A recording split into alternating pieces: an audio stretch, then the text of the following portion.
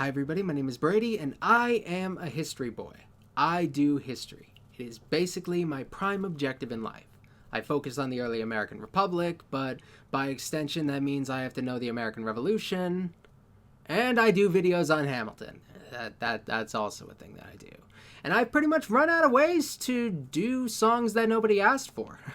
I've been trying my best to not give you exactly what you've been asking for, but I guess I have to cave today and do a song that some people are interested in hearing about. What a shame.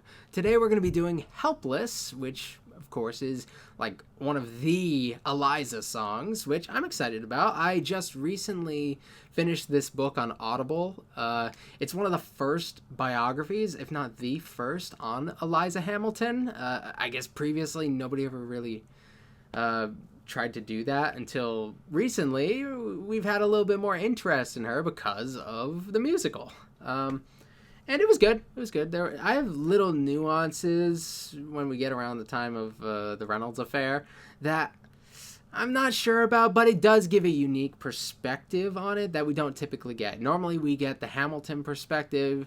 She tries to take it a little bit deeper, and you may disagree, but I definitely think it's a worthy read. So if you're interested in that sort of thing, that's the book to go to because it's like the only major book on Eliza. So there we go. And now we're going to be doing the song. Like I said previously, besides this book and little stuff that I've learned while learning about Alexander, I don't know as much about the Schuylers, about Eliza Hamilton. It's just not something that has been studied with the same amount of depth. And there's a lot from her that's just kind of been lost to time, unfortunately. And it's her fault. And we'll talk about that, probably not so much in this song, but maybe in later songs. Maybe Burn, or maybe the last one. But for now, let's talk about how these two lovers met through the song Helpless, the lovely song. Let's get started.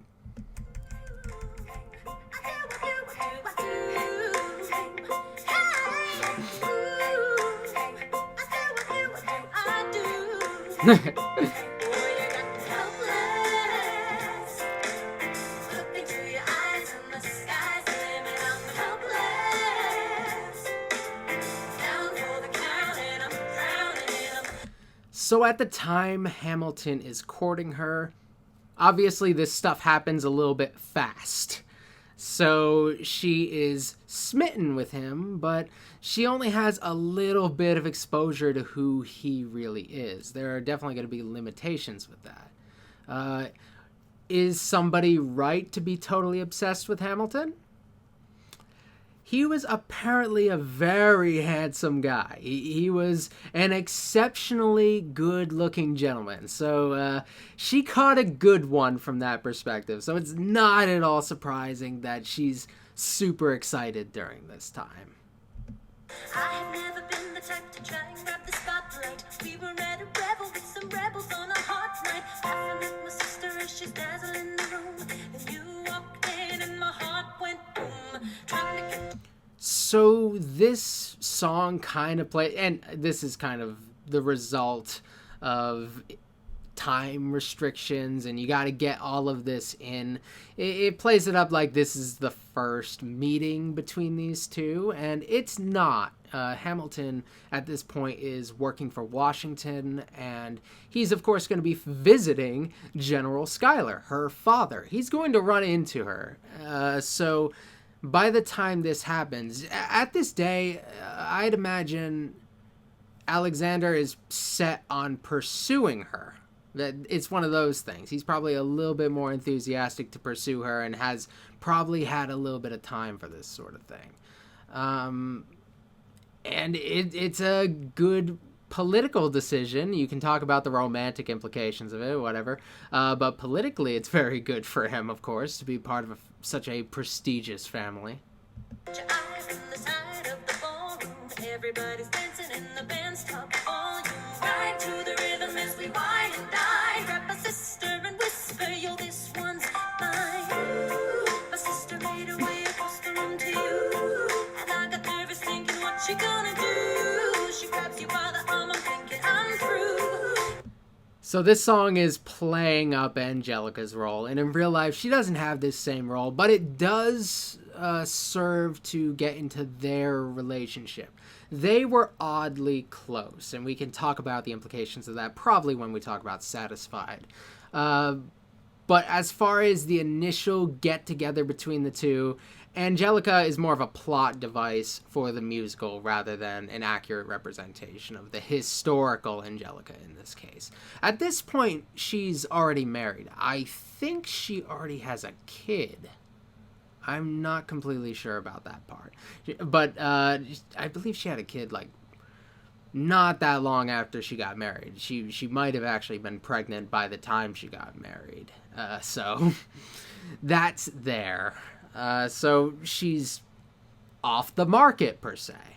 That doesn't mean that they can't flirt and whatever. The Schuyler's are very flirty, and so is Hamilton. I mean, is marriage gonna stop Hamilton from flirting with somebody? Probably not, from what we know.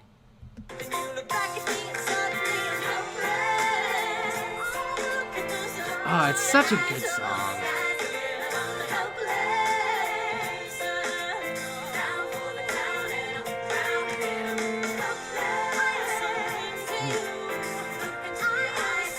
Oh, it's so cute.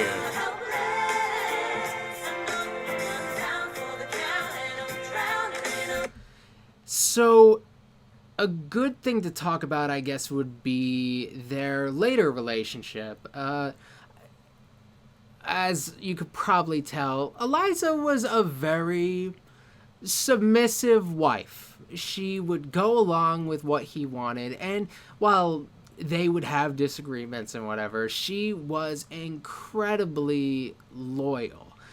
This obsession that is played up here, it really does speak to her undying loyalty. Even during the difficult times, she doesn't get very far away from Hamilton.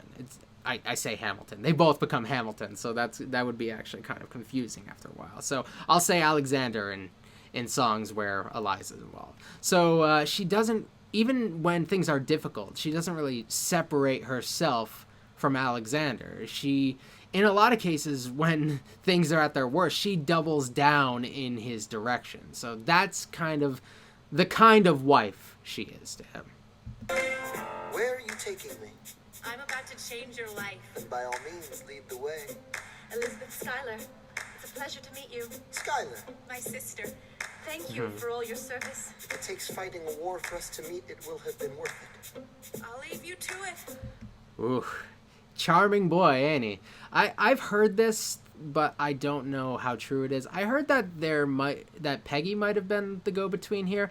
Like, of course I went through the book that I showed you earlier, but honestly, I went through it rather quickly.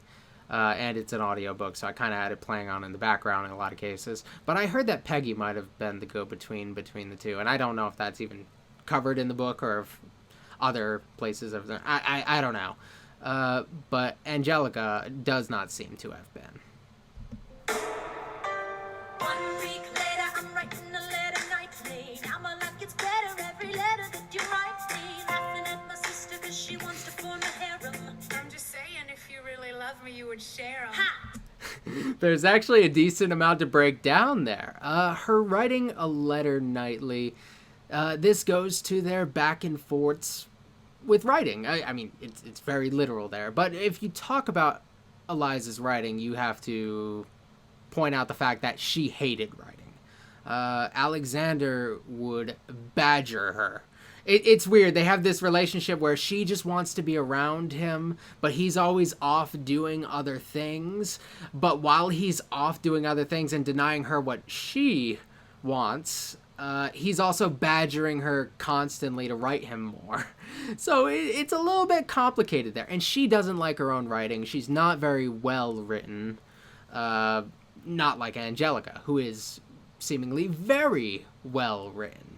And that's one of those things when you go back and read these letters, sometimes they can be kind of difficult. I'm not specifically referring to them, but just letters in general.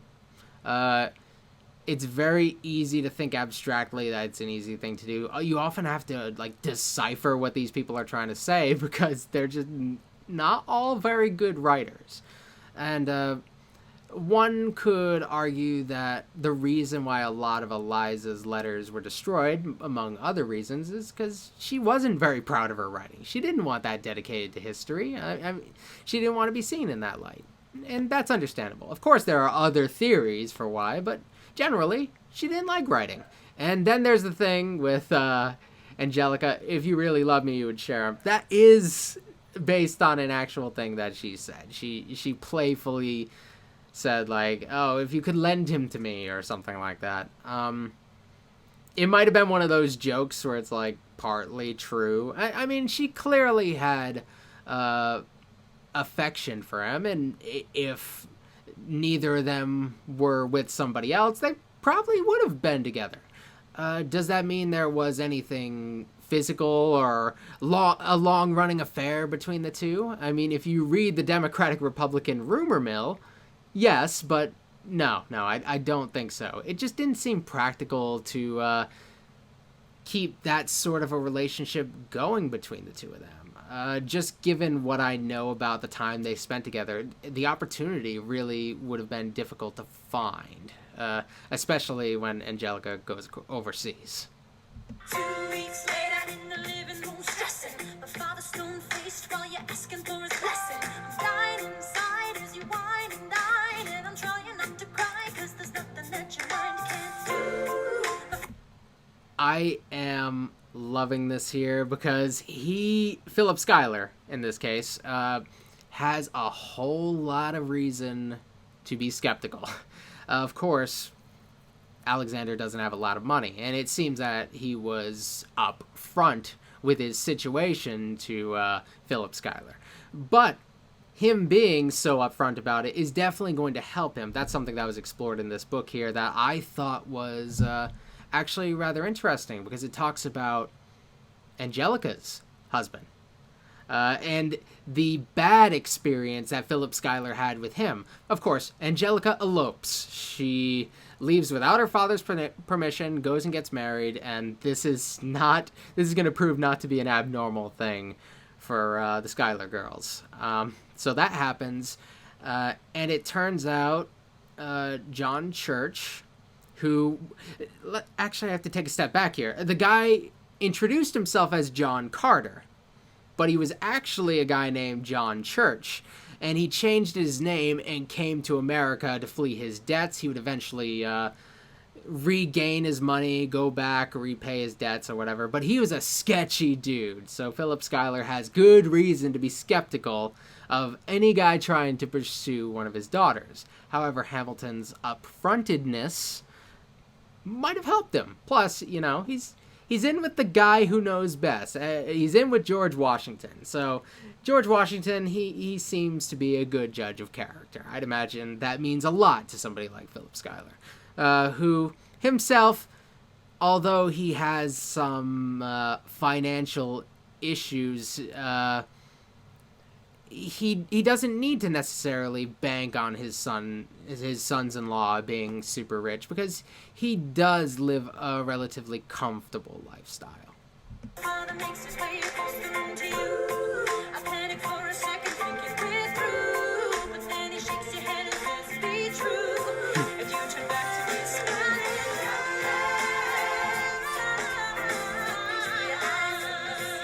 Aww.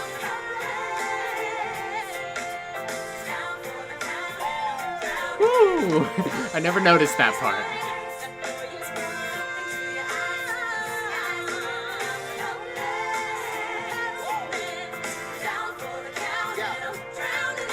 Eliza, I don't have a dollar to my name, an acre of land, a troop to command, a dollop of fame. All I have's my honor, a tolerance for pain, a couple of college credits, and my top-notch brain. Oh, I love that so much. For the hip-hop fans, or if you're not a hip-hop fan and you just want to know where this stuff comes from, this is kind of already shown on the Hamilton mixtape, but what he is doing here musically is a total emulation of Ja Rule. He was Ja Rule was known for kind of the thugs need love too genre of hip hop. This is spot on. I mean, it's hard to see it with Lin's voice because it's so different from Ja Rule's, but it's there. It is definitely there. And Ja Rule ends up voicing this part on the Hamilton mixtape, which is great because it's him doing a cover of a person doing an impression of himself, which is just, that's funny. Let's go back a little bit here because I forgot everything he said. Down for the count, and I'm drowning it all. Eliza, I don't have a dollar to my name, an acre of land, a truth to command, a dollar for fame. All I have's my honor, a tolerance for pain, a couple of college credits, and my top-notch brain. And there's nothing here he's telling us that we don't already know at this point. And this explanation of him telling, like, this is the situation I'm in, you could say that this represents how honest he was with the Schuyler family about his situation. And you know what? Your integrity can go a long way. Say your family brings out a different side of me. Peggy confides in me. Angelica tried to take a bite of me. No stress. My love for you was never in doubt. We'll get a little place in Harlem and we'll figure it out. Okay, yeah, he talks about Angelica trying to take a bite of him. I don't know about that, but in the context of the musical, whatever, historically, I don't know if that's a thing or not. It's kind of in the case of the... It's like the John Lawrence things.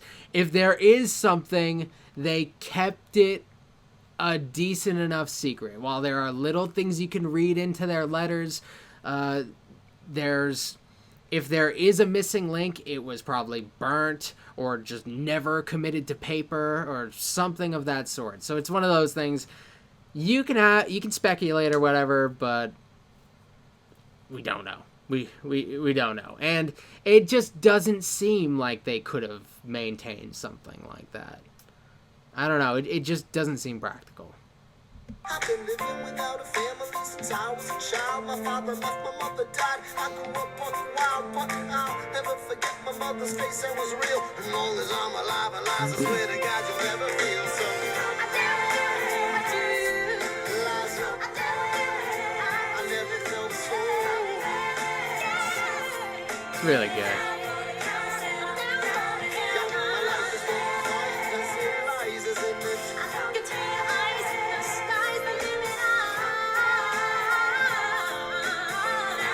So I think there is one other thing, since we're getting towards the end of the song, there is one other thing I wanted to talk about that some of you may have seen regarding his relationship with Eliza.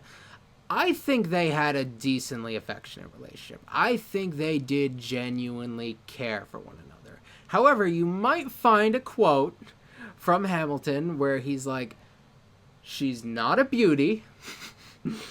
And you'll look at that and be like, oh, he didn't like her. No. I think that's kind of a product of how people talked at the time. I know I'm doing the thing where I say what he said is not exactly what he said. And though whenever people do that, you gotta like raise an eyebrow a little bit. It's kind of something you should be skeptical of. But that is kind of a way people talked at the time. Because even though he says she's not a beauty, doesn't mean he's not at all attracted to her. It's kind of, he could find attraction in her, but a beauty was kind of like something above and beyond or something like that. I don't know. It's weird. She would have been considered more middle of the road. Not ugly. Just because he says she's not a beauty doesn't mean he's saying she's ugly. That's basically what I'm saying. Those two things don't necessarily go hand in hand. I just think I should clear that part up because that is a quote that goes around a whole bunch. Just because he says she's not a beauty doesn't mean he's not at all attracted to her.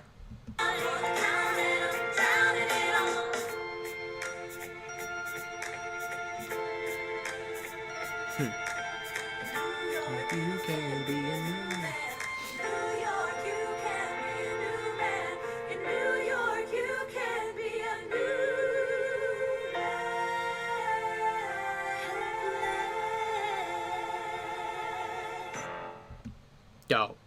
that was fun. That was a good one. That's better than I remember it being. The style is so unique, and it stands out among a lot of the other songs in the musical. Just stylistically, it just hits in a different sort of way, and I really appreciate it.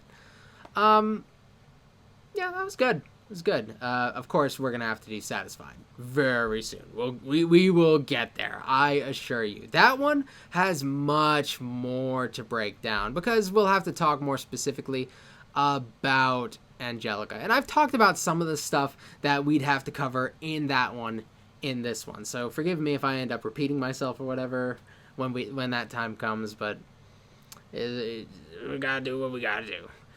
So if there are any other historical videos or whatever you want me to check out, not just Hamilton songs, but really anything, let me know in the comments section below. Like this video if you like this video. Subscribe for more. I do videos pretty much every day. I have for quite a while at this point. It's been a long time since I've missed a day. So, yeah. Come here for consistency and Hamilton stuff and other things. Thank you, and I will see you guys next time. Later. Bye.